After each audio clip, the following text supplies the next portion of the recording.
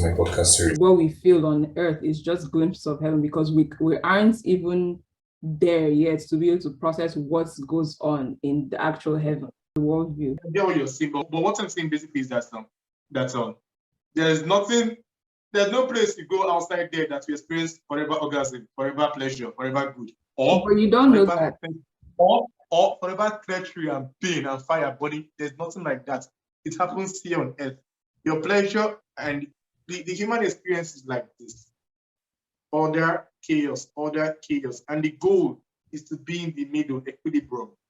And it's in that middle that we find meaning, and we find purpose, and we find joy, and we find direction, and we find. In this podcast, I'll be talking with my friend Uche, and we'll be talking about Christianity's impact on morality and what morality is in relation to Christianity. Also, we'll be talking about Freud's analysis on suppressing the human animalistic instinct.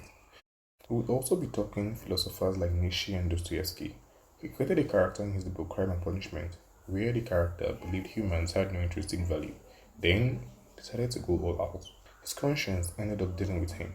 At the end, we talked about Stalin's Soviet Union. We would also be talking about master morality. We would also talk about what is a human. We're going to talk about heaven as a motivation and meaning, how our central nervous system is adapted to meaning. We will touch these topics because they are prerequisites to understanding oneself today and where we stand. The goal, an attempt to help us understand our core values while attempting to recreate them. It starts now. That's very good. Hello guys, welcome to my channel. So today we have Uche. So introduce yourself. Hi, my name's Uche. I'm Akashuku's friend. What do you want to say? Okay. So today we'll be talking about three topics. Christianity. We're talking about three topics. Christianity's impact on our civilization. One. Christianity on imposing limits on the average human. Two. And the final one is Christian condition. How our parents, the school, the teachers, condition our brains to go their paths. And the first, that's pretty much it. So you came up with something that why is Christianity's view? What is Christianity's view on morality? That was your first question. Yeah, more like my first response-ish, not really like my question. So based on Christianity's view of morality, so I brought that up because it kind of explains Christianity's impact on civilization. And I feel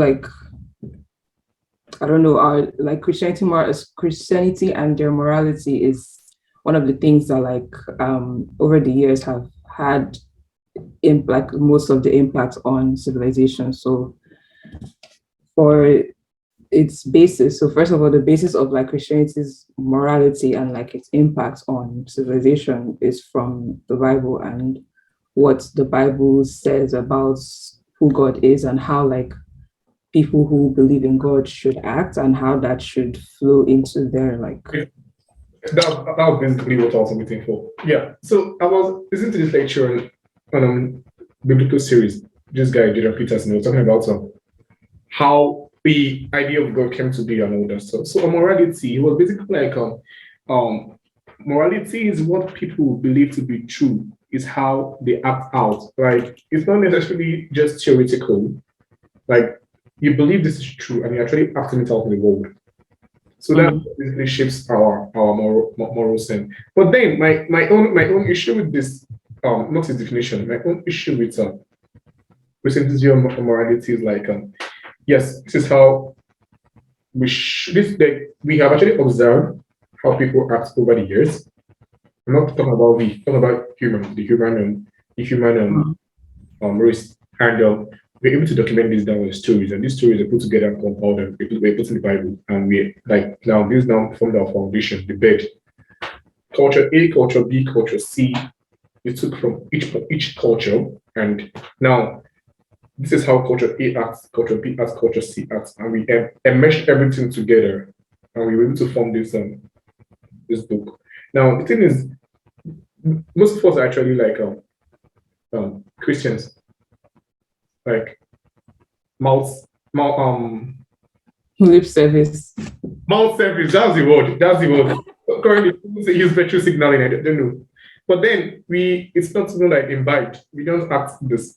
We are just like, you know, we are just like basically saying what we've crammed. It's the Bible. The Bible's word is that it's not yet made flesh in us. Yes, that's the word. So that was my own. That was my own basically on this morality because I have many friends that like basically they don't buy this God stuff, this God idea. And what we just realized is this I was into this podcast, Joe Rogan's podcast, and he was like, now, so it was like scientific truth is basically what things are like science why we want to deduce matter and the truth of objects. Well, religious truth is how you should act. So like scientific truth is not and religious truth are not the same thing, but both of them are true in the sense that this has its own purpose and this has its own purpose. But at the end of the day, they're all for the truth. Scientific truth has to do with objects. You want to, then we have to do with behavior and how we act. The next point you were going to, your next thought was why does the Bible believe one should be moral? So like what do you mean by why the Bible believe? It's not really it's why Christians believe it to be moral. So it's because the reason why morality, when it's being practiced correctly, when it's being like actually like embedded into the human being, the reason why people like act that way is because God is holy, like the God we believe in is holy. And so as his children, as people who believe in him and love him, he calls us to be holy like he is. Not perfect, because we can't be perfect because we're human beings, but we're to live and it's not based on like rules. I know some people and like some sects of Christianity have made it based on like just rules. It's more of like Christian morality is more of like a reaction to the love of God that you experience in your life, and so you're like, oh, okay, this is what God has done for me. This is who I am in Christ. Okay, so it kind of makes sense that this is how I act. Like I'll act it out. So it's kind of like, for example, I'm a nurse now. So I'm a nurse. So there's things that nurses do, and there's things that nurses are not supposed to do. Like it's not just based on the rule, but like based on what you've known, what you've learned in school. Unwritten rules. What? Unwritten rules. Yeah, unwritten, like it's unwritten, like there's unwritten and there's written as well. But there's also the way you just know nurses should act within the hospital and stuff like that, and how they should compose themselves on social media, to protect privacy and all those kind of things. So it's more of like a reaction towards, okay, this is the responsibility I have. Sorry, to protect what? To protect patients. Okay. Yeah. So we know that like this is a responsibility I have, so therefore I will act this way. And like it's not like a heavy-handed, like I know in like Christianity they're like, oh, this like people view God as this like heavy-handed, like, oh my God, if you don't do this, like you're going to die or something like that, which that was the Old Testament God. Yeah, and the reason, and that's the thing, like it's so nuanced, because like the reason why he behaved that way with his people that time was like the reason why he gave them those rules was to like set the people of Israel, those were like the first, I guess you call them Christians, to set them apart from the other cultures that were around them, because the other cultures were doing some very quite barbaric things. So he set them apart to make sure that like they were different and they didn't follow these like the cultures of these people, because he set them apart for a reason, because that was the lineage that Jesus was meant to come from. So if all these people like not necessarily, because I can remember the part when he was talking about when Paul in Acts, when they were arguing about the Gentiles now coming to be part of us, and he was like he came for all. Not necessarily just Jews. Yeah. So I don't think it's really like excluding any race. It's just that this race, okay, some in the Bible they talk about the story where A man sent out his guards to go call um, his friends that he invited earlier and other people to come to his wedding his banquets. And when they went, they killed all. And then he went to the streets and invited everybody, Yeah.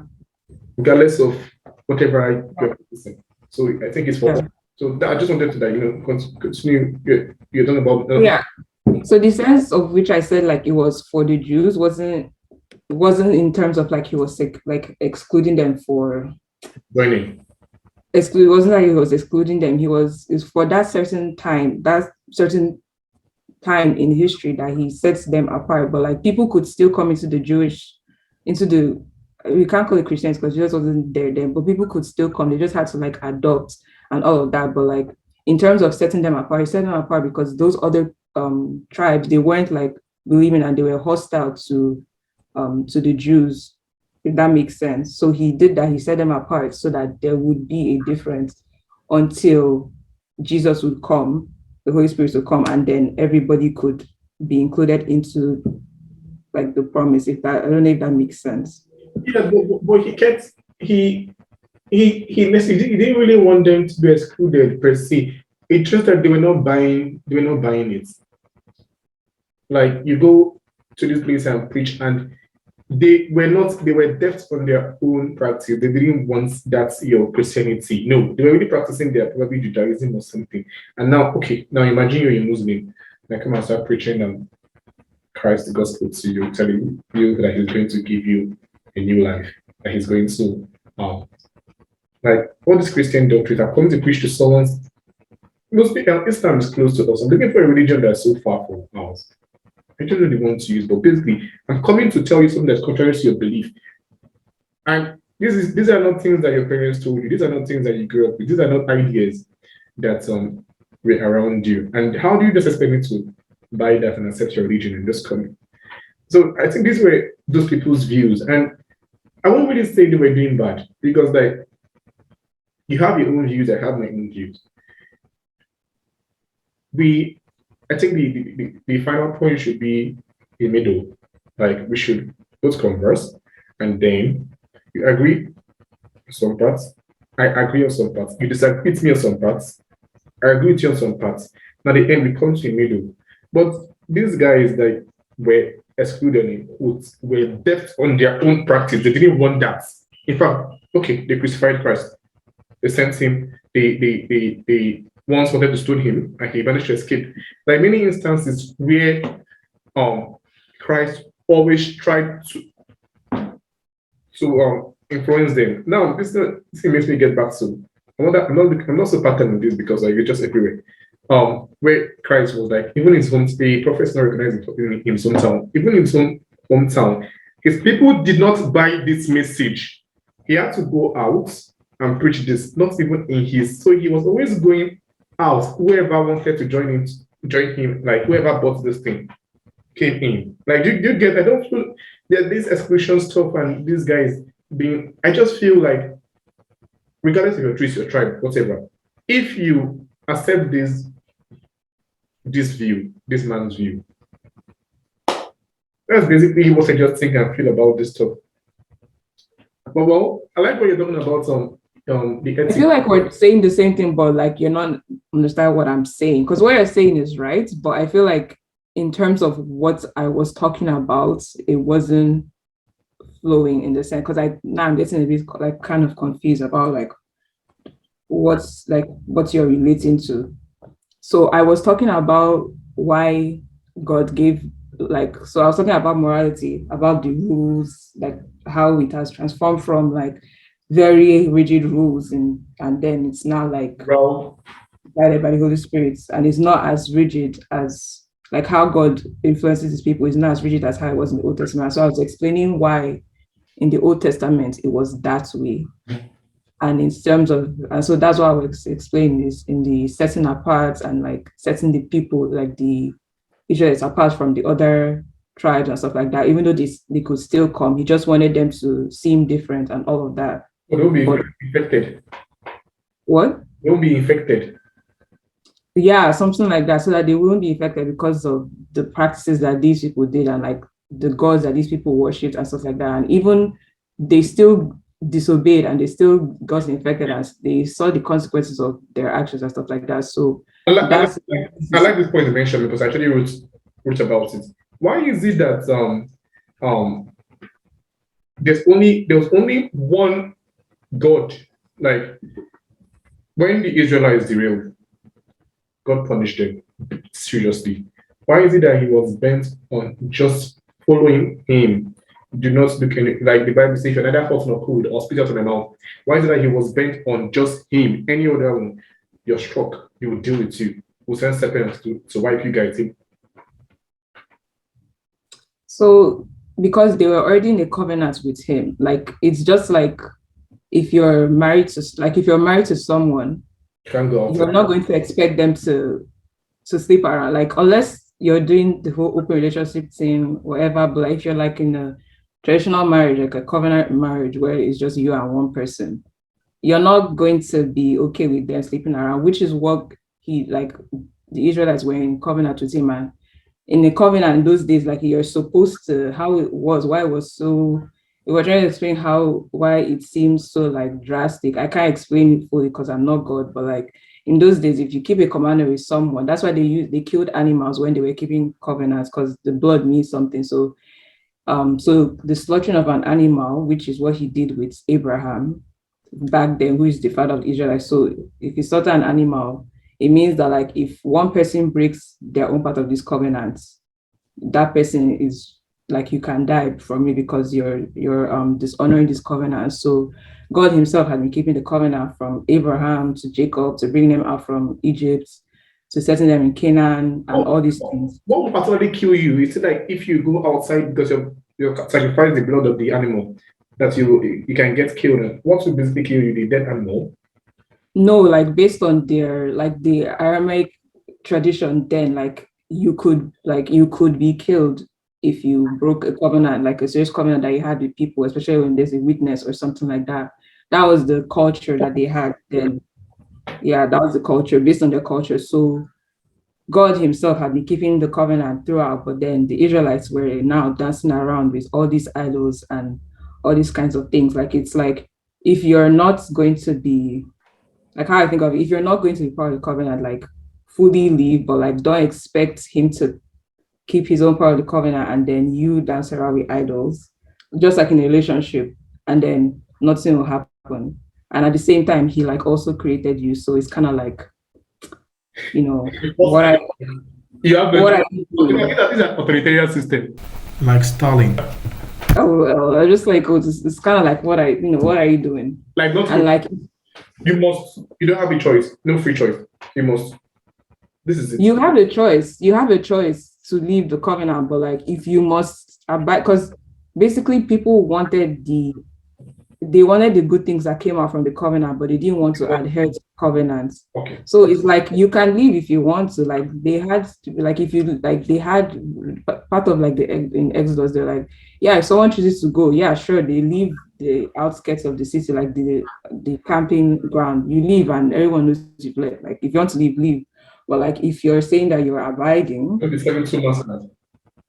yeah, you're serving two masters. So it kind of like doesn't make sense. And then while he would send people out, he would like kill people. Is like you're now going to like influence the other people. If that means like lead the other people that are also trying to stay within the covenant, and you're trying to not lead them astray. So it was kind of like that's why he had to like separate those people from the other people that wanted to keep the covenants. Okay, I get this point you're saying, but on this why we should be moral aspect. Like basically, like what I really actually understand from this is that morality basically has to do with how we act, and how we act basically has to be of purpose to ourselves now in the present and our future selves too, and not just ourselves now and the future. It has to like be in harmony with my family. Like I have to be at peace, like equanimity. That's the whole with my family, and how I act too has to be at peace with the society. So at the same time, I'm pleasing each sect as I go.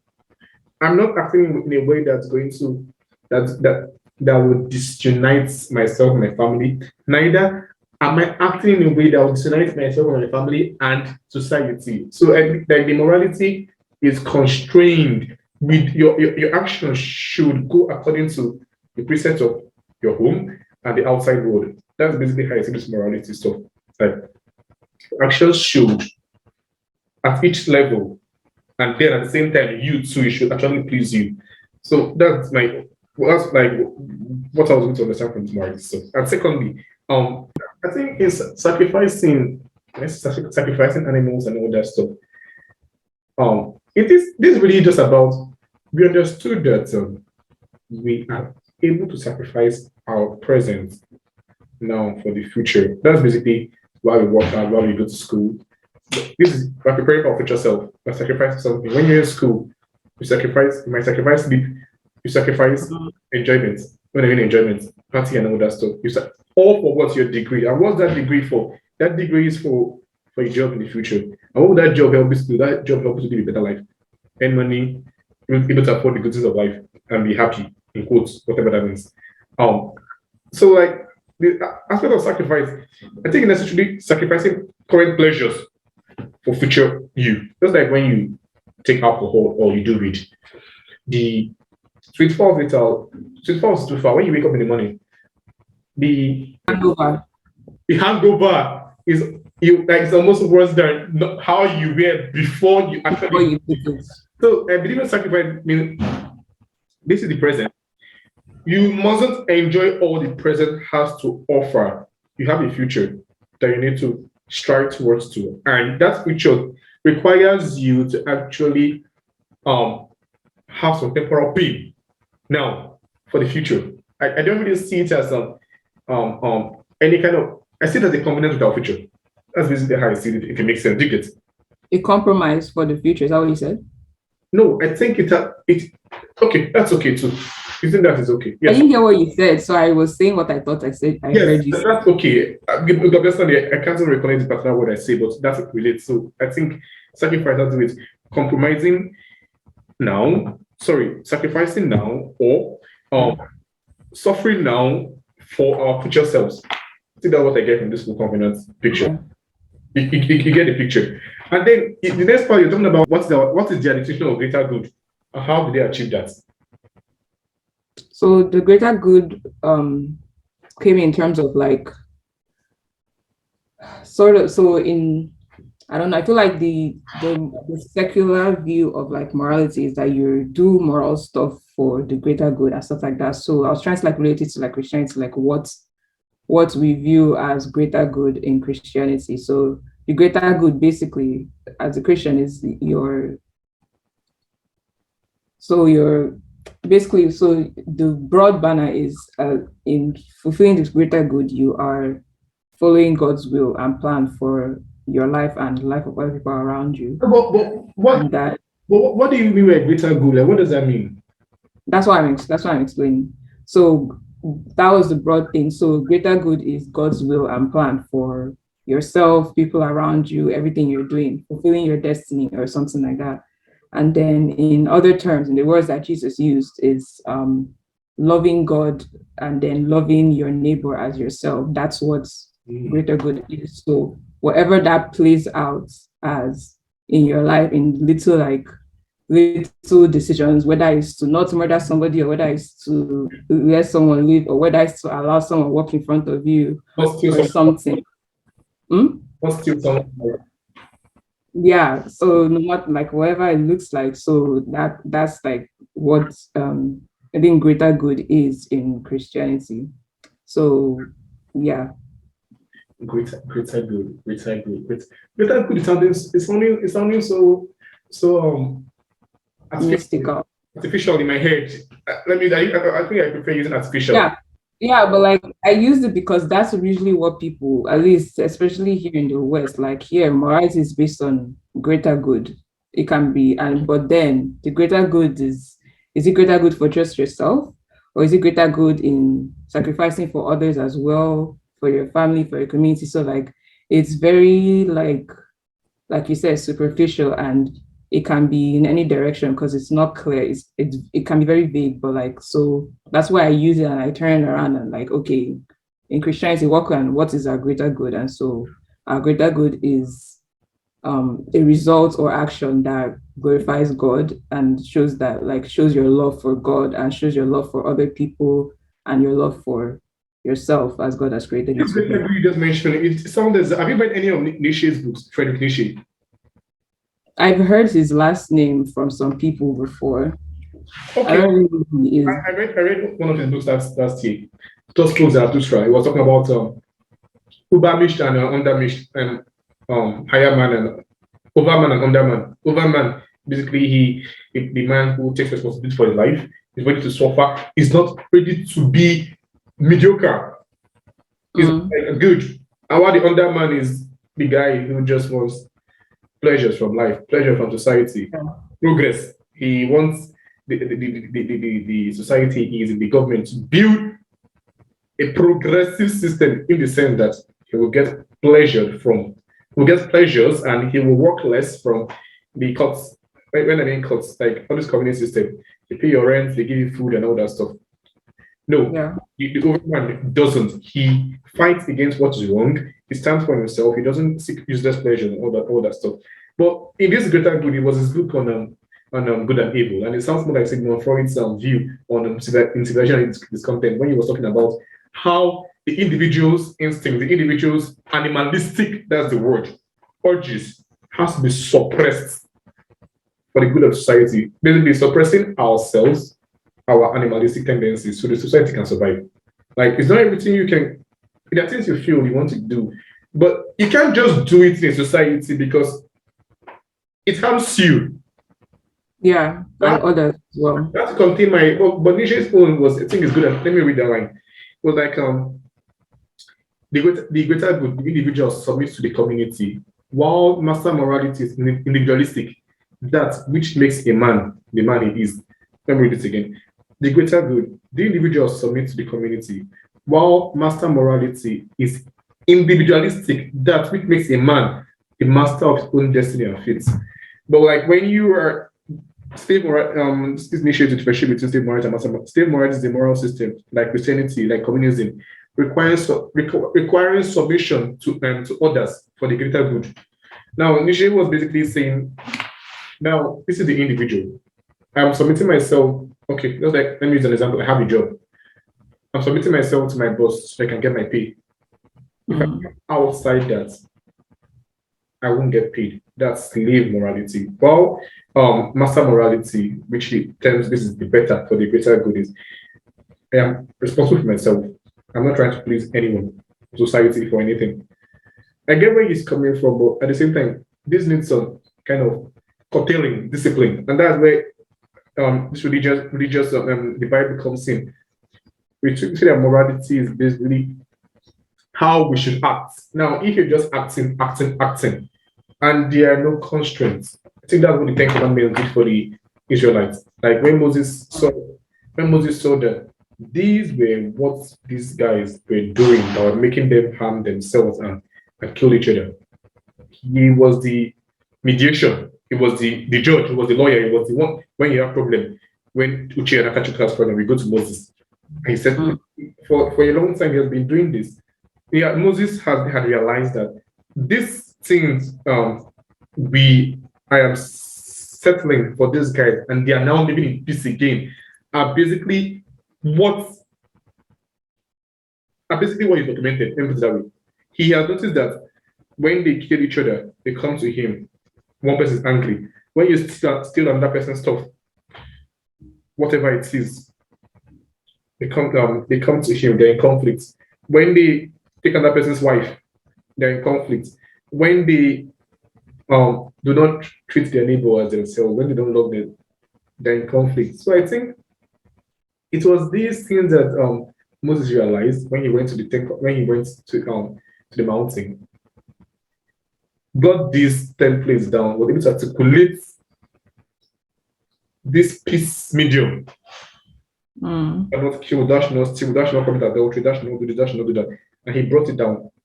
So I believe, like in a society, according to Nietzsche and all these people, you have to be constrained. Your animalistic tendencies have to be constrained by certain laws. But at the same time, that individual is still an individual with intrinsic values and is divine in some sense. Like, okay, that's like how the law is. You are constrained by the law, but at the same time, the law is kind of limited by you because you can go against it, although there's a punishment. Yeah. If it makes sense, you get the picture. Right. You can actually kill someone and do whatever you want, but there's punishment if you get caught, whatever. So I think this greater good and all this morality and I just think this is it. You have to act according, like I said, how you're acting should please your family. When I say please, I don't mean that kind of. I just mean you shouldn't go outside the tenets of your family and society, and you should also be pleasing yourself. So these three things have to balance. If that makes sense. But what are the times when your the worldview and morality that you have aren't don't please your family and don't please society? Like for Christians now, for someone who's like living according to morality of the Bible, it would say that like our view of morality does not please society, at least anymore. As time has been progressing, it doesn't add up with what society sees as moral anymore. And I also want to like, you mean like LGBTQ? Just give one example, a standard example. like in terms of like the progressivism,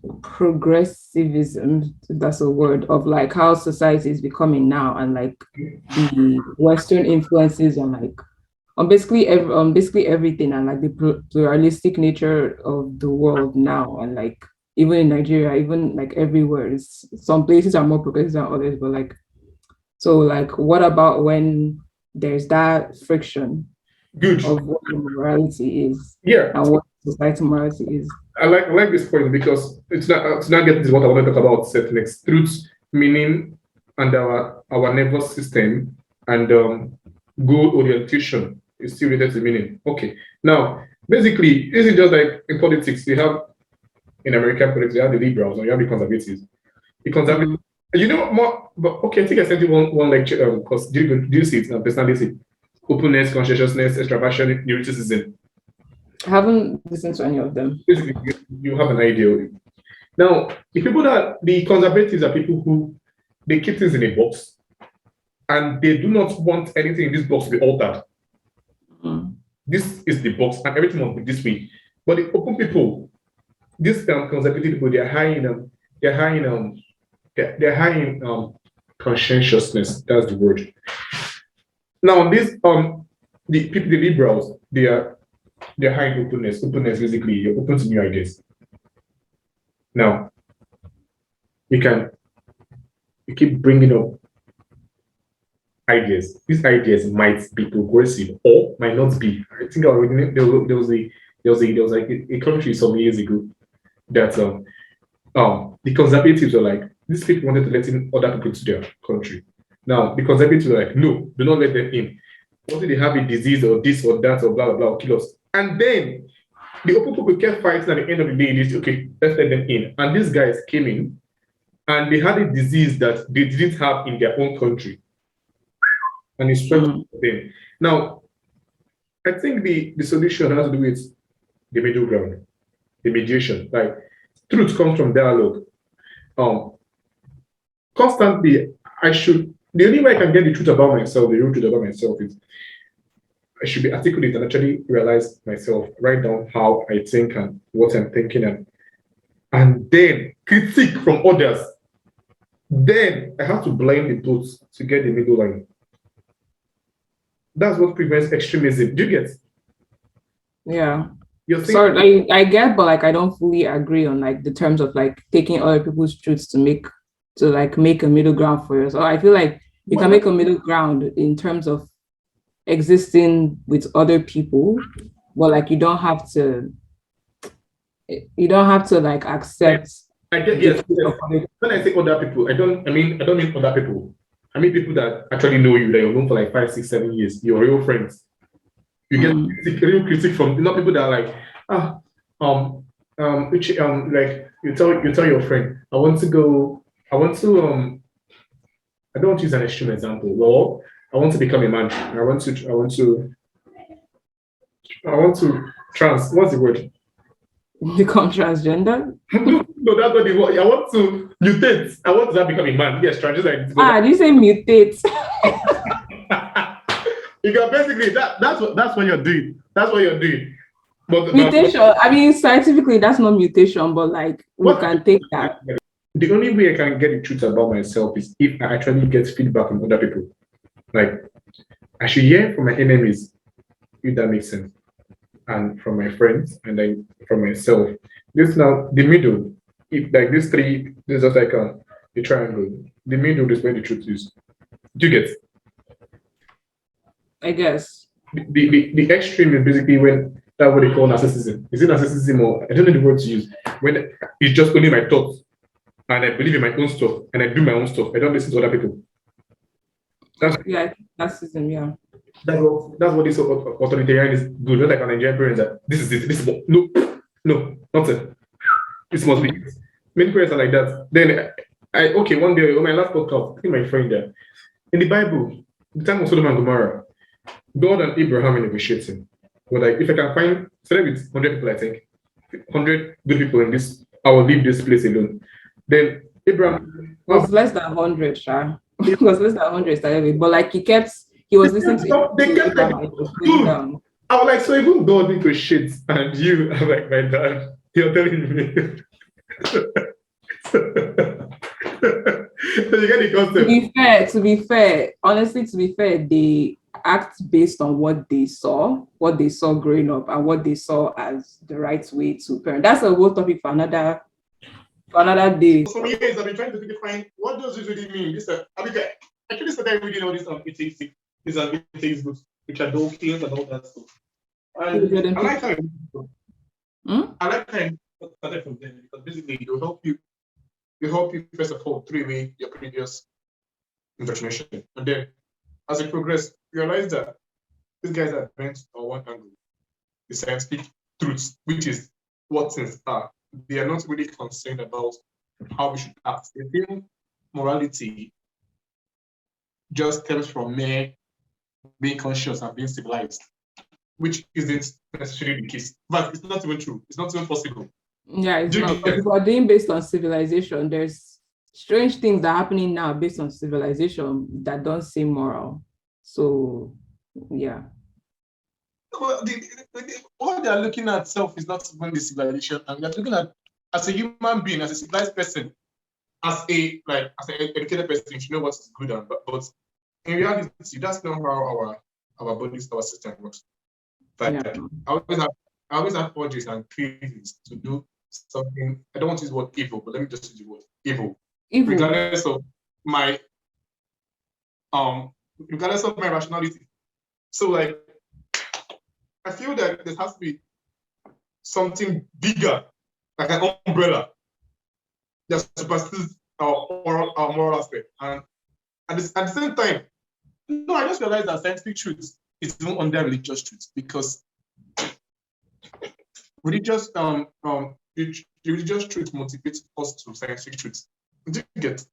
Oh yeah, that's exactly what it is. Literally, like when all these people are like, "Oh, science proves that." For me, they're like, "Oh, science proves that God doesn't exist." I'm just like, make it make sense. Like it doesn't. Like it literally doesn't make sense. Like for me, you can't separate God from science because God made science. Like what you're finding, the science you find is from what He made. It's showed like everything you see literally points back to God. From like that's like how I see it. So when people are like, "Oh, we can disprove," I'm just like, what you found out is because God opened your eyes to find out. He allowed you to find the knowledge, the wisdom. I get where you're coming from, but that's not where I'm coming from. Where I'm coming from. Sorry, one second. Where I'm coming from is this: science. Science is going for the truth of matter. When I say matter, I mean objects in the world. Mm-hmm. The real world. I can also see our body is matter. Our body is matter. So that's how we go about surgery and all that stuff. But religious truth is metaphorical. It's not true. The idea of Job and in the beginning, the Adam and Eve, and Virgin Mary. Those things that scientifically they're all lies. They never ever happened. They are metaphorical, let me put it that way. But then these images were constructed by people over time who have actually lived in their consciences, in their conscience. Like, let me put it this way: these guys were working based on unarticulated knowledge. Let me just say it that way. For them, they ascribe a lot of things to God. That's why I will call them myths, basically. A lot of things that they don't understand, they ascribe it to God. And over time, some wiser people among them were able to document their core actions and their core beliefs. And they kept doing this over time and reforming it, deleting some stuff, reforming it, deleting some stuff, reforming it, deleting some stuff. They kept doing this, they kept doing this. They watch how people tend to be successful. It's documented. For their Christian part, they leave something above. When I say something above, the God person, like Jesus, like for Christianity, we have Christ. Other religions, we have Marduk, we have Thor, we have this, we have that. Now, this was the supervising, I don't know if this was supervising, but it was the ultimate that it did not exceed. Now, I think how that one came to be was in the beginning part of the Bible, Genesis part, the first Genesis, the Exodus, you see lots of contrast, lots of I won't say contrasting beliefs, lots of unbelievable things like when if someone comes to you, if a woman commits adultery or stone her, like all this funny stuff that you can't actually like, you can't bring them together with the good parts of the Bible. They say love your neighbor as yourself. You get what I'm saying? All those evil parts, like not necessarily evil, like the parts where you say strike this one, kill this one, do this one, bring this one in front of the altar and let it go commit to stone. You can't bring this funny part of the Bible together with the part where they say love your neighbor and do good to this and do that. No. So these parts, these things that then basically these people were trying to come together. We're trying to amalgamate, that's the word, different societies. And now, like I was saying earlier, from society B, they took the morals and the values of society B. From society A, they took the morals like that, and they created a C, a center point. This is what Uche's people believe in. This is what Akachi's people believe in. This is what Naza's people believe in. And now that center point was, let me call it C or D, and that's the God. Do you get what I'm saying? Wait, is that like your view of what's, I'm trying to like understand, is that what your view of what they made the Bible on? Is that your view of like what the Bible is based on, or what like religion is based on? But not fully. Like not the entire thing, but this is how the ultimate person, the ultimate model. Good. Let me use the Christ model, but this Christ model is basically based on the ideal. This is how we should act. I wrote this down. I wrote it down in that PDF that I showed you. I'll try to make it as simple as possible. Let me know. Sign in. Underlying animalistic motivations and civilism. Freud. Okay. Superego. Spirit best down button answer. On my last video, I know a spirit controls our being. Okay. The idea of God was to abstract the ideal way of living. Like the idea of Christ, basically your God, the way, whichever deity in any tradition. Because it's only part of something like I said that we chase people, Naza's people, Akachuk's people. We brought the three of them together. Okay, the fundamental moral principles that guide A, B, C together, and then this is the D, and this was the God. This is the God idea. I think what I actually get from this that now this is the ideal way to live, so that A, B, and C can live together peacefully. That's what the whole Old Testament was all about. It's not like there was really, it's not like there was any abstract God anywhere. No, this was the ideal, so that we can all come together and live. Now, for Christians, we have Christ, and the Christ idea is the ideal way of living, the ideal human, which almost none of us can ever get to that state. Impossible, because when at the point, human life is suffering. Human life is just, there's just so much suffering in human life that even God as man, I think at the on the cross, sorry, he did before he went. He did before he was about to be killed. He was like, let this cup pass over me. And God told him, my grace is sufficient for you. No, that's someone else. But the suffering that, I mean, I get what you mean. The thing about the suffering that he endured in getting us to Gethsemane, two things. So it was the anticipation of the suffering of crucifixion. Like everyone already knew what crucifixion was and how painful it was. But like the second thing too, the second reason too that he said that was because like in what happened during crucifixion was basically him being separated. Like I'm not trying to like undermine like the human nature of Christ, but like I'm also like trying to like bring the theological meaning of what he was experiencing in the Garden of Gethsemane. Basically, he was experiencing like and what happened on the cross. Like what happened on the cross is basically him being like separated from God. Like imagine God, like Jesus being separated from God and then enduring, because what we believe he did on the cross was him taking all the sins of everyone. And so taking everybody's sin, separating from God, sin separating from God. And so that separation from God, that also was the suffering that he asked to, that let this cup pass away from me. So like it wasn't just the physical anticipation. Come again, that separation from, come again. The separation from God? What part? Yes, continue from there. So like I said that so what he was enduring in Gethsemane, what was going on like during the crucifixion, everything, it was him enduring like the physical extreme pain of crucifixion and the scourge and all of those things. And it was also him enduring the sin, like bearing all the sins of all the people that he died for, and that sin separating him from the presence of God, that like depravity. Do you think he was necessarily feeling anybody's sin when they were beating him, or the pain, or the physical pain? They slapped him, they spat on him, they wiped him. Which of them do you think he was actually feeling in the moment?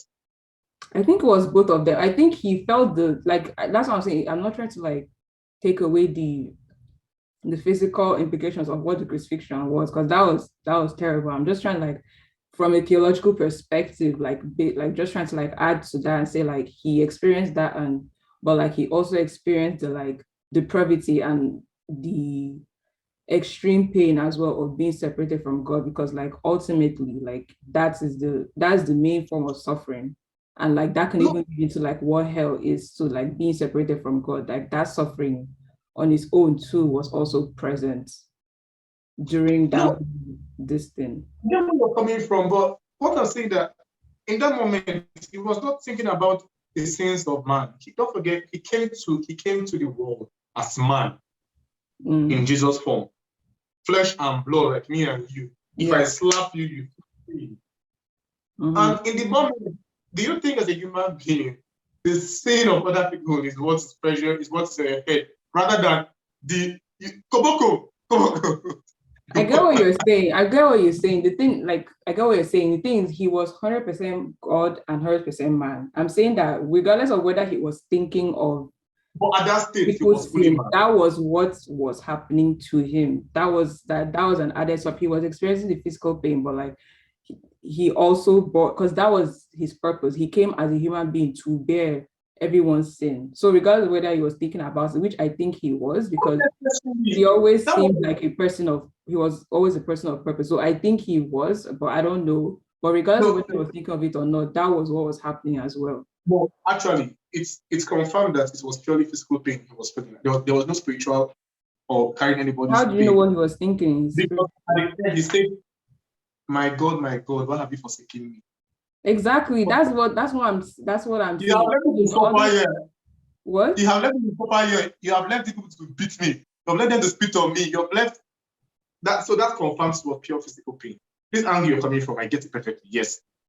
Yes. Christ. But like that's what I'm saying is that in other parts of the Bible, from people from like the apostles, because that's another thing. So I wanted to say, like based on like what the Bible is.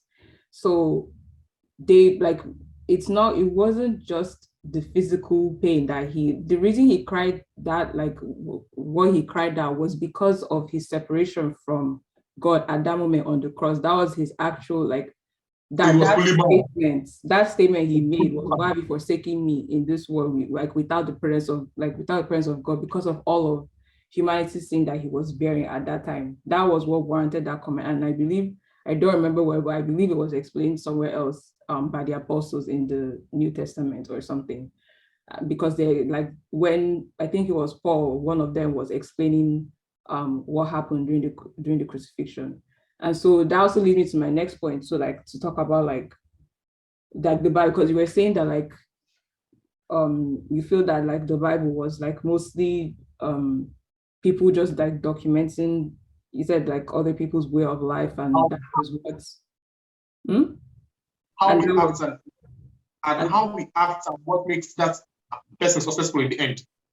And okay, so the thing is the Bible transcends, the Bible and what it was made for transcends all of that. It transcends how people acted, the success. Because if we're talking about success, the early Christians did not like, yeah, they were success in financial terms, but like these people were dying. They were putting them, like the Romans were like kicking them in the behind. So it wasn't about like, if it was really about what brought them success and documenting and changing it, they wouldn't have added those parts there, because ultimately, even now, like although we're not going to, in where I live now, for being a Christian, for carrying your views and stuff like that, and like pursuing Jesus and sharing the gospel, you're not going to be like flogged or beaten or something like that. But it happens in other places. It happens in some parts of Nigeria, like we know, some parts you would die.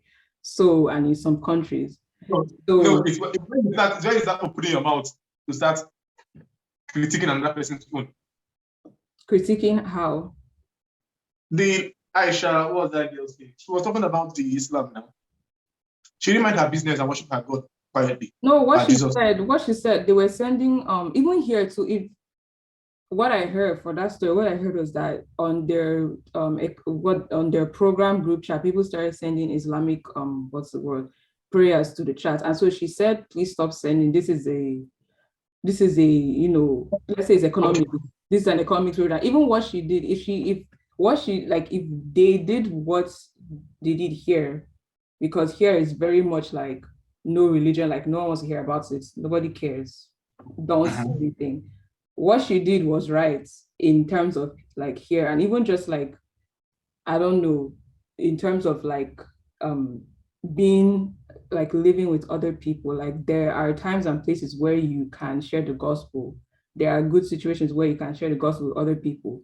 And so it's being able to recognize where that time is, and like your program group chat is not like, imagine you're trying to figure out an assignment, someone's sending these prayers to the group chat, and like it becomes like spam. Like it's just like all those annoying group chats like you're in secondary school, people just start sending all those annoying things to you. Like I can imagine that's very frustrating. I guess she at any point say that you guys, this your thing is flawed. Any kind of critique. That's what I'm asking. Was there any critique on her part? From what I heard, that's not what she said, but like they took it as this is what she was doing. And I've heard another kind of story like that, where like they just mistook someone trying to get their personal space as something else. I don't know. I didn't see but based on what I heard about that story, that's what happened. So I'm just like, anyway, so going back to that, so like what's the reason why the Bible was documented based on what the Bible said? Like it wasn't documented just to show how people should live. It does, but like it also, the whole Bible is the story of Jesus, from Old Testament to all the things that happen in between, to Jesus coming and to him being like after.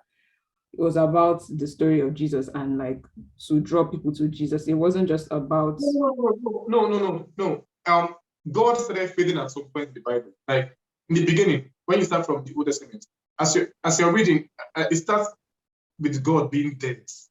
As you're coming down, when you get to New Testament, before New Testament, so you see man starts taking place. Like man now start hearing about Abraham, Moses, this one, Ishmael, that one, Joseph and his brothers. The God factor started reducing. Just It like was very the ground. good. You just let it was. I don't. He let man take the picture. He. Let me just put it that way. Yeah. So it's not only about the Bible is not necessarily just about God and getting to Christ. It's about for like that part alone, that slope I just related It's to not now. a slope. The slope never went this way. He just allowed someone. He just because he created like he lets the human beings he created because he's ministering. The Bible was to minister God to human beings. So if the Bible was full of just angels talking back and forth, like it would make sense to God. He does however he wants to do his own thing. But like in terms of like logic, like you are more to learn from a human being and the experience of Christ than just from an angel, even though like he still used angel. Do you get what I mean? That's why he allowed. The same thing I'm saying, and that's why I use that. I use that slope. I use that from the beginning of the Bible, Genesis and the rest. He's so dense as you're going, he keeps dropping. Now you now come and you see here Moses, here Abraham, here Elijah, here Joseph and his brothers. You hear all the people who did terrible things and who did. You hear Noah. God's domineering good, let me do that way. Then dropping, and human beings were the ones in charge. So now these are real human figures you can relate to. Okay. Not necessarily an abstract being again. It's not making it more humanistic. At the point, the innocent is sent to the world. Okay. Human form. So that the bulk of the Bible from this like analysis and this understanding is how we should act in this world. Then maybe it's a better place for us as the Esoterian. What's that place again? What's the name of that place again? Revelation. That's not based on the Bible. That's really not what it's based like what the Bible was written for. That's not the purpose of the Bible. I get what you mean about like the human beings and like them seeming like they take more precedent. And I say seeming because those human beings that we still saw were all still under God's providence. And I guess that's like it makes sense to say that he was showing how to live. The Bible is showing how to live under God's. A lot of times, sorry for interrupting, but a lot of times they were never punished. Think of Joseph's brothers. They killed. You didn't hear anything about God. No, they killed him. They don't kill him. They threw him in a pit. One of the brothers now said, "No, let's tell him." They sold him to who? Egyptians. Like even though it seemed that like humans were taking over, like it wasn't a slope of God sort of not being present. It was still him being present, like over everything, his providence covering everything, but using human beings instead as the tools to show and then bring about like the events that would lead to Jesus coming and then everything. And then within that, secondary to that, is showing how we should live within God's okay. This is where I started talking about the Potiphar story of how his brothers were sold and his brothers were never punished. Look at Jacob and Esau. After he stole his brother's birthright, where was God when he was stealing his brother's birthright or when they were deceiving their father? Look at many stories are like that. Like the humans were the ones doing their thing. There was no repercussion. They kept going. But then, at the end of the day, what can we get from these stories? And I think this is where I wrote it in this stuff. What people believe to be true is how they act. The Bible is representing the lived experience of individuals. Now, I see that we are able to accept what makes people successful. We're able to see how people can be gullible. We're able to see gullibility in action. And we're able to see deceit. Like the Bible does make pure. But we could say evil. Look at the story of the stealing the brother's birthright. His mother advised him to how to wear his Jacob's smell, right? So he can deceive the father. Go down the line, see how they stole Joseph. They're just few examples of humans doing the whole stuff. But now we are within this stuff. We can see the lived experience of these individuals, and we can accept how we should order our lives. I just think this is what I was trying to write. Okay. Basically, I think this is the picture the Bible plays in our civilization. Basically, because like now, I'm talking about the laws being constrained by. Okay, now in the beginning, you hear that he saw that he made man. He saw that it was good. Sorry, I'm twisting. There's a part I'm looking for in the Bible where you say that we good. He made us in his own image and likeness. So we are as divine as he is. We are exactly as he is. We are the ones running the show. Like, is what we do that turns out, what we do on earth that turns out to be. The part of when he was giving Peter the staff, he said, whatever you bind on earth shall be bound in heaven. Whatever you lose on earth shall be lost in heaven. Basically, everything revolves around man and his actions. Look at the time of the Soviets, Stalin, Hitler. They decided to burn people because they were convinced that, Hitler himself, because he believed that these guys were dead. The Jews were dead. They're taking their jobs. They were doing this. They were better than them. And he decided to burn them up. And what really happened to him? We humans called everything back to order. America, Britain, they joined forces.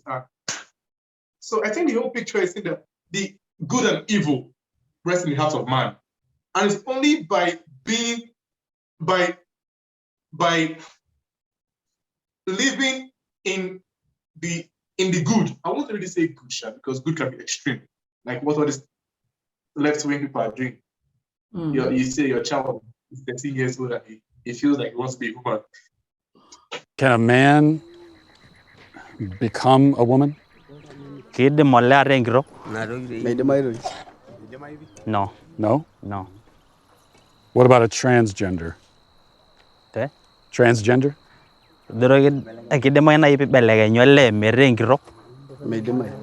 No. No? It will look like if you want to become a lady but you're a man, you have something wrong in Something your mind. wrong. Something wrong in your family, something wrong in you. What about if someone was non-binary? Come again? Non-binary? Do you know, like someone is You're not a woman, you're not a man. yeah, someone is neither. There's something else. Is that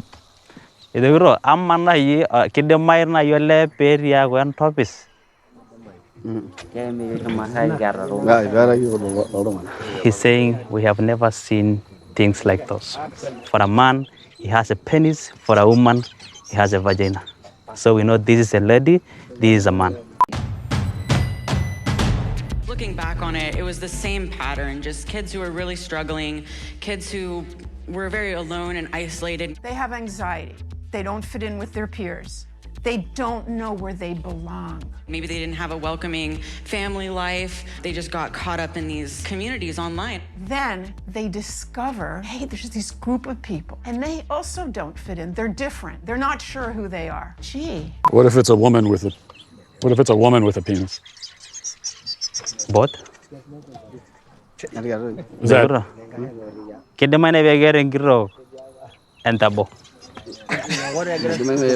people are laughing? Is that a dumb question? Get back on track. Get back on track. For more on this, check out What is a Woman, a documentary by Miles Walsh. This thing pains me so much. Oh my god.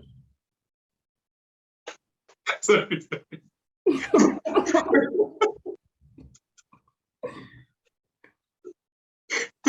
See how this thing pains me so much in my heart. So you are doing good too. So I feel that good and evil, there's be a balance in the middle. That's where I was saying liberals and conservatives. We drifted off that topic, but let me get back to that. I was talking about we are talking about these progressive ideas that make us better. Well, the thing is that you keep going around to still be in the middle. That balance should still be there, but you have to evolve. Yes, you have to accept new ideas, but the middle ground should still be there forever. We fight, the left and the right, they fight, and we come to a consensus, the middle ground. So I feel that's where peace lies. So if we go to left or we go to right, everything scatters. It's the Germans, they went to left. They followed their ideology to the latter, killed millions of Jews. Like, good. So there should always be two opposites, and the middle is where the truth is. I basically just think this is where I was trying to arrive with all this my analogy of Jesus coming down and all that. So, but the last part, talking about it. Do you have anything to say? Sorry. Yeah. I feel like, I don't know, for me, based on what you explained, like that's something I think about too. And for me, like as someone who uses it, I feel like the Bible is that middle line thing. That is that middle line that is the tension, is what holds people together, because there's always going to be tension between going to right or going to left or something like that. Exactly. The Bible and the authority of the Bible, God himself is that middle line, because like in everything he kept You've gotten the picture. I was telling you about Christ. Christ being the ideal. This is the ideal way.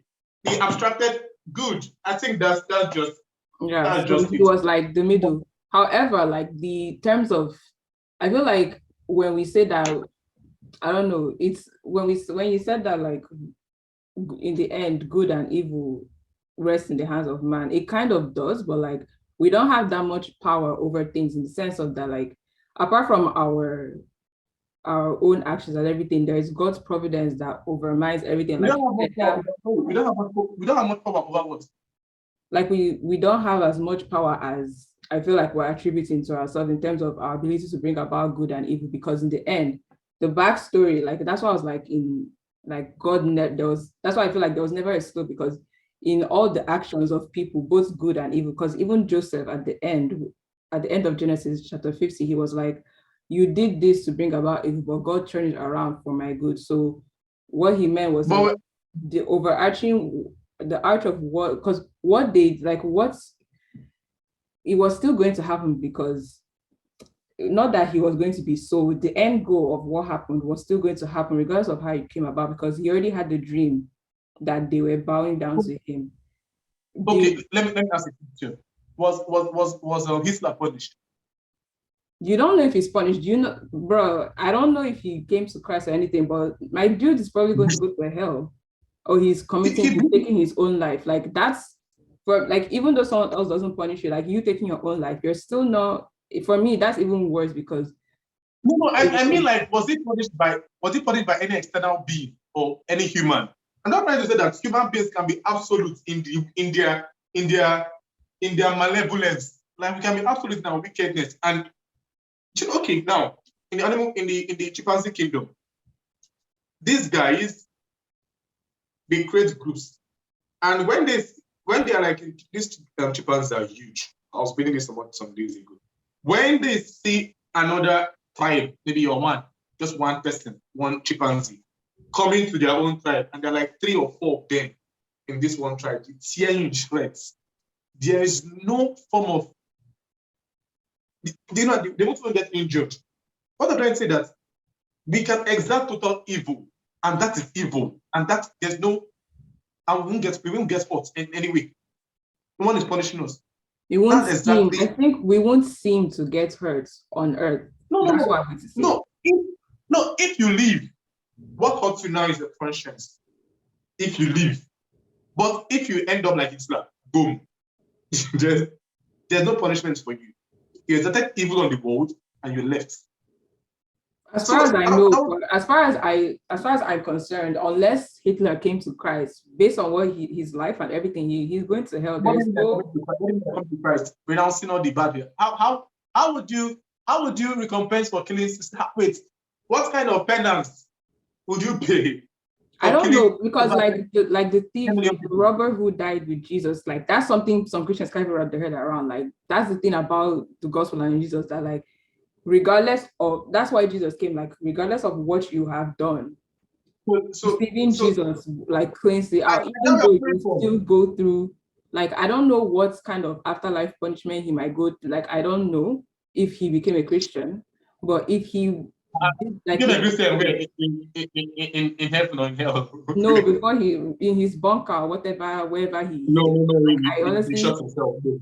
I honestly don't know what he did, but like I don't know if he became I really don't know about him, but like based on all statistics, he should be in hell at this time with his demon. No. But what I'm trying to drive out, that let's forget the idea of hell and heaven. But we can't forget And realize that it's no, I'm coming. I realize that hell and heaven is here on earth. I don't think Like so. No. why? I feel like forms of But- it, you can feel glimpses of it here, but that is Mhm. eternally, it's not here, because I feel like we can't endure what real hell is. We can feel glimpses of it through human That was the Soviet Union. I was reading the Gulag Archipelago some days ago. Stalin, communist. That was Germany in 1937. That's what I'm saying, is the 1940. glimpse, but like it still doesn't compare, like as terrible as those things they did, and as demonic as those things they did were. For me, What more suffering can a human go through than that? it's read it in the Bible. Like you talk about Revelation, read the things, and it's not just Revelation too. Like Isaiah also talks about like what goes on in hell, like what could go on in hell, like, and it's hard to wrap your head around it. But like for me, What went on in hell was what went on here. We put human beings in fire. You're not understanding the picture. Bring this thing when you're here. but I the bring wait, you as okay, a wait, if we're being literal about it, the fire, these people passed away in the fire, but in hell, you don't die, you can't die in hell. It's a so basically it's continuous. If we're being literal, it's going to be continuous, and you have worms, and you have what. So that's what I'm saying. I'm just like, whatever, all the wickedness and the hell-like experiences that we see on earth, it's not compared to what actual hell is. Regardless of that, people shouldn't. I love this point. I love this point mentioned, because this thing you're talking about, the forever own, is conscience. It's not necessarily a place that our soul is and is being tortured for life. No, it's your conscience. How? You know, wait, I'm coming. You know Dostoevsky. He wrote Crime and Punishment, the brothers of Karamazov, and one of that book like this I was reading some days ago. He wrote Notes from Underground. Now, in his book, Crime and Punishment, let me just explain the theory. This guy, what's his name? Is it Karamazov or second right name? He believed that there is no human beings have no, let me use the word, spiritual dignity. And he believed that he could set out into the world and do whatever he wanted, whatever evil or good he wanted to do, and there will be no repercussion for him. Now, he went to kill his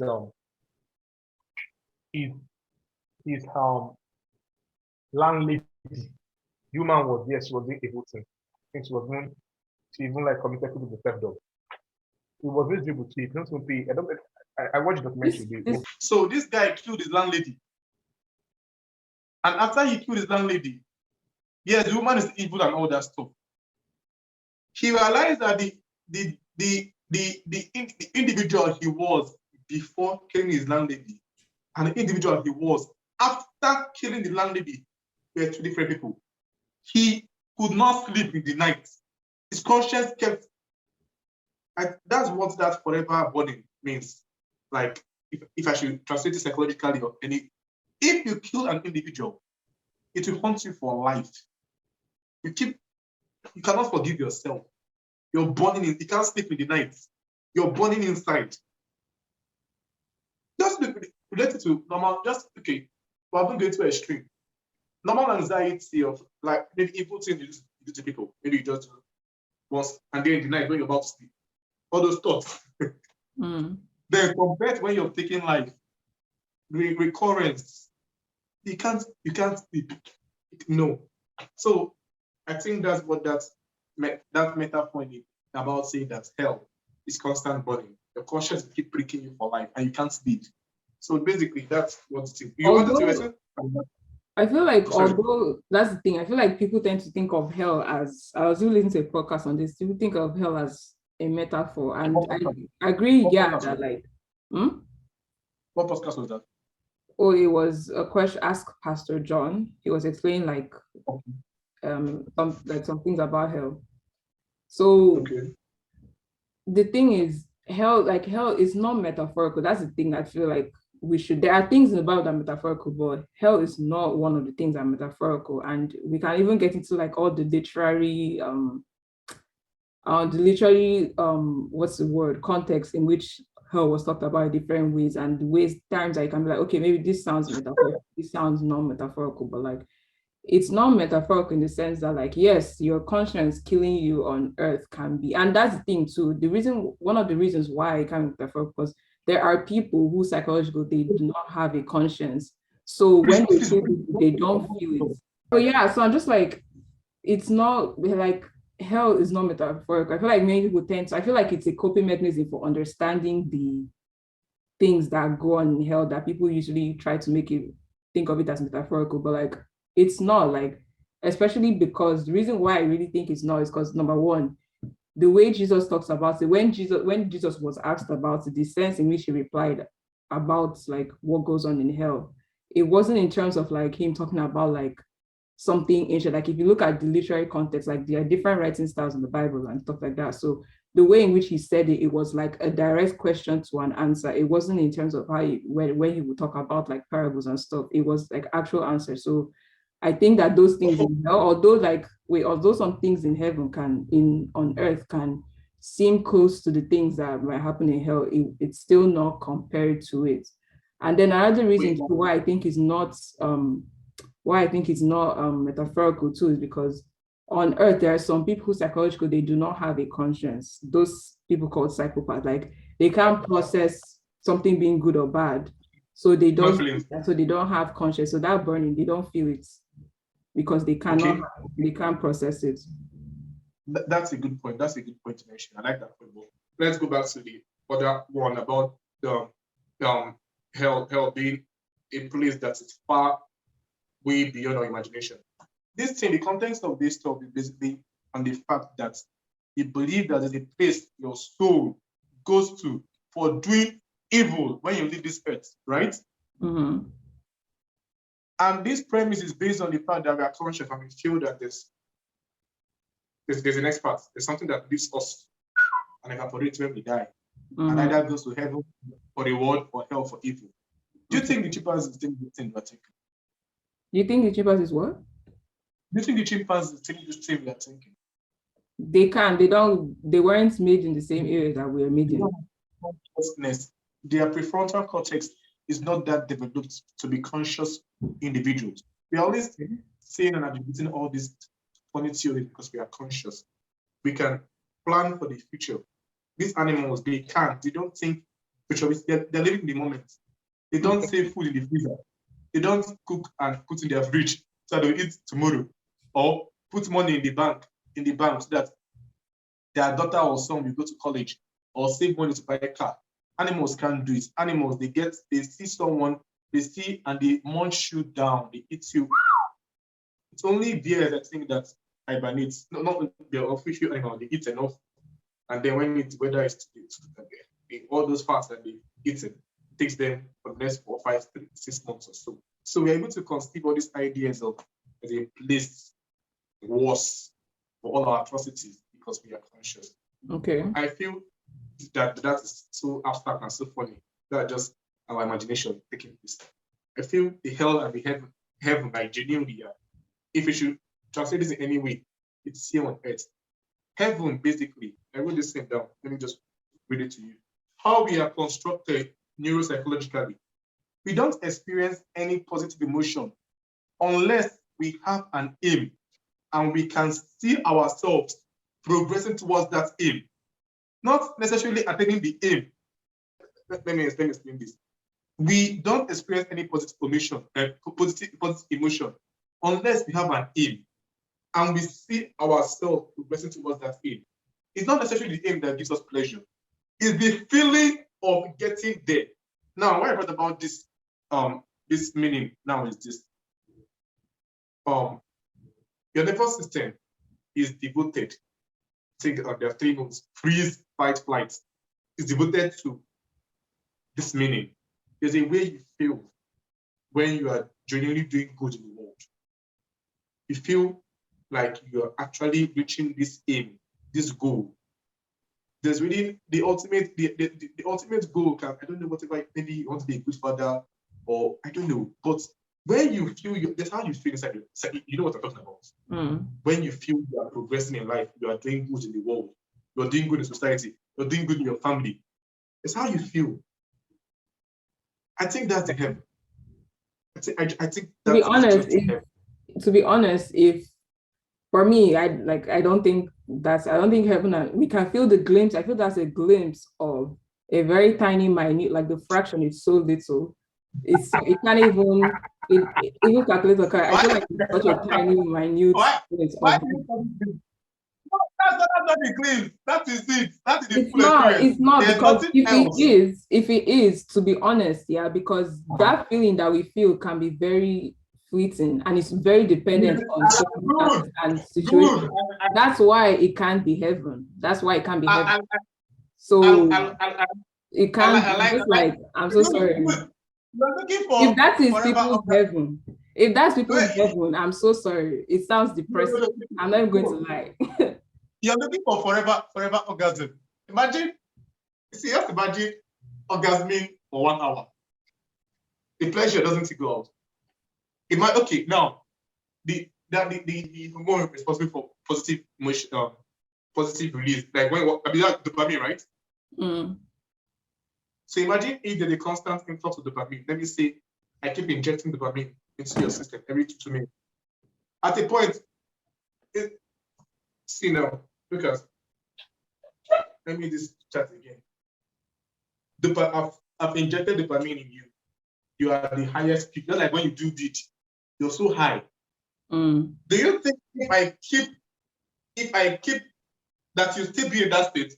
Based on if you're doing that's why I'm just like, it's like you can only try. I feel like we can only try to use our human feelings and emotions to explain what can be eternal. Obviously, based on your human emotion, like it's going to come down. What goes up comes down. Like you can't be on one high based on your human body, your like biological body. But me, I'm of the worldview that like apart from the human worldview, what happens in heaven is apart. Like literally, the Bible says that our bodies are transformed. That's one of the reasons why like what we feel on earth is just glimpses of heaven, because we aren't even there yet to be able to process what goes on in the actual heaven.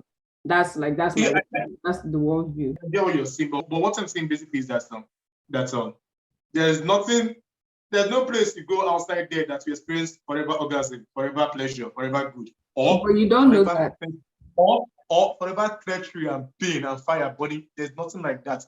It happens here on earth. Your pleasure and the human experience is like this. Order, chaos, and the goal is to be in the middle, equilibrium. And it's in that middle that we find meaning, and we find purpose, and we find joy, and we find direction, and we find you're attaining to what the goal example, you're getting towards the goal. And when you're dying, I mean, there are people, you hear stories about people that when they are dying, they are smiling, they're in the Lord. Because they lived a beautiful life. But there are still people that they are dying, they are wrong. Those guys. Just like it doesn't always happen like that, but okay, sure. I say it doesn't always happen like that, but okay, sure. But like, but you get the context. I get the context you're trying to put forward. But... So what I'm saying basically that the Bible, I think people wrote that stuff as a kind of motivation for good here on earth. Because my dad really says this thing. He was like, tell me that people that say that there's no God, okay. Let's assume people that say there's no heaven. let's assume that you would have heard this a lot. After doing all the good, it's not better that we went there and realized there was no heaven than we are doing evil, and we get there and realize that there was heaven. What do you think that means? I get that. I don't know. I feel like that's one of the. It's just the same thing as how people are like, oh, they don't be like, if there's no God, it's not better to like, die and find out that, oh, maybe there was a God, and then you're not like. What I'm saying is illusory, is fake. So much you can use fake things to motivate people. But it's not like fake that. though. Like it's do good. It's not fake, because the thing that actually gets you to heaven, if you're doing based on the Bible, is not even just your good deeds, because that's something I was alluding to when we're talking about if Hitler actually went to heaven, like how will it wipe away all the things he did and stuff like that. And it's crazy to hear, but like when Jesus was down on the cross, there was a robber, the robber beside him, and like I never could understand. It did not make that sense, part. because for you to be crucified, you were like high level, like thief, like no. It wasn't always like that. What did Jesus do? It's not blasphemy. It was blasphemy, but like it was blasphemy, but like according to Jew, like he had to have done something high according to either the Jewish or the Romans. So for some reason, they elevated it to the level of the Romans and they killed him. But like crucifixion was meant for like the hardest of criminals, and so. But that robber, he was like Jesus told him, you will be with me in paradise, even though he had been doing all these terrible things. So like it doesn't really matter based like what you've done good, like on earth. I like this point you mentioned. Yes, I had this conversation with someone one day. I was because they told me that it doesn't really matter whatever state you are. Come God was my grand. Did you see my last podcast? My grandauntie, she's 80 years old. Okay. Later, check it out on my YouTube. But like, it doesn't matter what the atrocities you have committed. Come to God as you are. It happened numerous times in the Bible. See David. He was one that put that man's wife, that man's husband. Yeah. In the battlefront. But you see this guy, Peter denied Jesus. I'm just giving examples of betrayals and extremes. You see, which other one? There are many of them.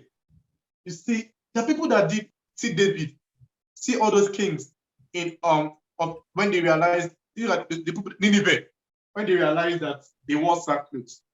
I think that's in just repentance. Sackcloth means you have rid yourself of all your atrocities and you're coming again, square one. David did that numerous times. He was a sinner. But for each time he sinned, he came back. Okay. Here I am. Yeah. He came. So like what I was explaining about the middle, the open people, the liberals. Good. You keep going, but you should maintain that middle. Okay. I think that what society and everything is built on. That middle line. Okay. Okay. Let me use the family as an example. No, wait, go back to the point, like what you were saying about like what were you alluding to with like using David and them, like after the repentance part? Good, I'm coming. I'm not forgetting that part. Let me write it down. So David and this guy. Now, in a family, you have children, you have your husband, you have constant arguments. Arguments sound like a bad word, but it's not bad. And then I hear your points, hear my point, and we agree, the middle line. Your children, you have conflict with them, you agree, the middle line. And you are there, you're in that middle. Okay. Now, David and these guys, they always the same thing. You commit sin, you do evil. Okay, wait, so the thing about that analogy, I feel like it's a very like naive understanding of God and the Bible, and like it's part of it. Like, yes, don't do evil and stuff like that, but like that's why in terms of Christian like morality, like it's not just like, yes, those are motivations, and for Christians we believe that they are real motivations because we believe that like it's not just on earth, like it's about like there's heaven and hell to it. But like we believe that it shouldn't just be those motivations that like, because to question that, like that the guy that I was talking about hell, the question he has to ask is, if Jesus wasn't in heaven, would you want to be in heaven? Like yeah, like if Jesus wasn't in heaven, would you want to be in heaven, or would you want to just be there because of the good things that you hear about heaven or something like that? And so I'm trying to remember the part in the Bible where a woman came with her two sons and told Jesus to put two of them at his right hand. I think it was it's not in my James place. and John. Yes, it's not in my place to choose, but my father in heaven. Okay. So even he himself could not determine who would be in heaven. It's no that. So what he meant, yes, that's true. So what he meant by that, so those guys, they were like, okay, well, Jesus' followers, we deserve, seats at your right hand and stuff like that. But like that's not how it really worked. What he was trying to explain was like, it ended with, can you drink the cup of suffering? Yes, that's the whole human experience. It shows that this heaven thing is just fiction. No, that's not what it meant. That's not what it meant. Let me explain what it meant. There are many places in the Bible that still bring us this conclusion. Many other places that still bring us this conclusion.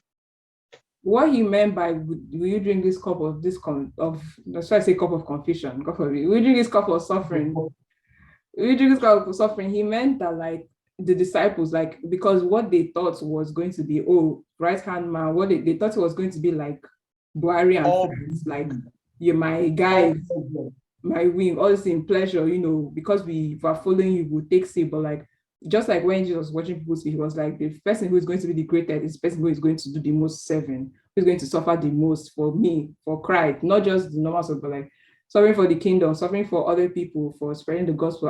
That's what he meant by the cup of suffering.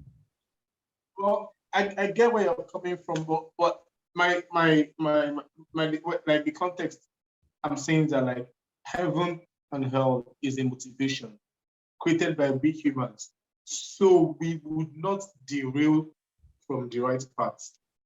I think that's and we can experience that heaven and hell here in our daily. When you give someone that is so poor money, or you help a friend that's desperately in need, not necessarily financially, even like emotionally, or you spend time with them, and by the time they were looking dead when you came, so lifeless, and by the time you were leaving, they look rejuvenated.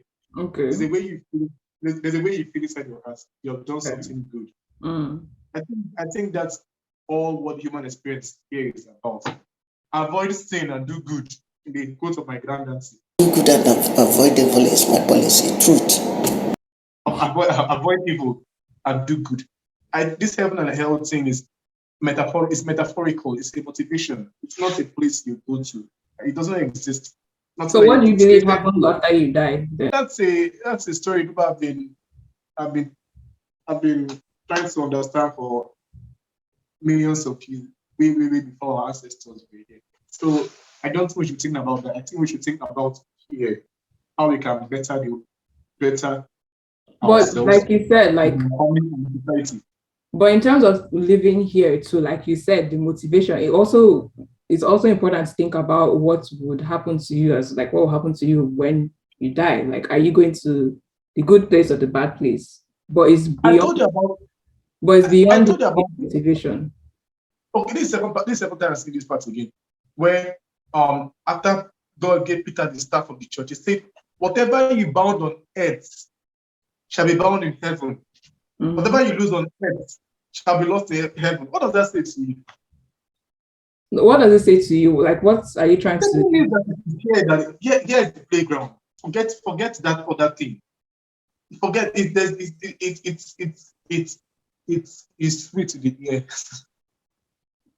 Forget, like, because this thing, there are many other places I'm going to cite in the Bible that still bring us to this thing. Okay, we can go through them, but like what he meant when he said that what you bind on earth is blessed was the authority that he was giving to them to do the works. That's what he was trying to impart to them, that you have the authority to do this thing. And so what you pray, just like how he encourages us to pray, what you pray when you ask is also as it is, like God's will on earth as it is in heaven, because there is a heaven. So that was what he meant when he was talking about that verse. But you can I read don't think other that verses. this is just like simile. They're not an abstract itself. It's just like as I beg, give me one those primary school thing as this as that as fine as this one. How does it? I don't remember anyone as gold is to, I don't know. I don't know. Okay, basically, this is where they were not looked at in abstract form. They were looked at similarly. Whatever you bound on earth shall be bound in heaven. Like earth is exactly a reflection of heaven, and heaven is exactly a reflection of earth. It's not. If it was, it's not. That's not what it meant. That's not what it meant. It was this is exactly how it was written. I'm not misinterpreting. This is how it was written, but if you're reading something, you have to understand the context in which it was written and the meaning of what it actually means. You can't just read it word for word, because anyone can take anything from the Bible and use it to justify anything on earth. So we have to understand the context and what's like they were trying to say there. Like it wasn't like earth was supposed to be a representation of heaven until sin came into the world, until Adam and Eve fell. Earth in the beginning, yes, earth was supposed to be like just like how like even the thought of thinking that earth is direct, like what's the word, representation of heaven. That's like it doesn't make, because all this evil that happens here, like it can't, like it just can't, because it was supposed to be, but man fell, sin entered, and so God was like, okay, I'm going to redeem you people. I'm going to send my son to redeem you. What does that mean? That will take us into a whole different conversation about man and sin, or a bit separate. The serpent that tempted and she. That will take us. That one's a very very long. But like yeah, but that's the premise of what I'm saying, that like it's not like heaven is not like. All throughout the Bible, you will see everywhere, like it's written everywhere. Like, I've forgotten when he created. This will be continued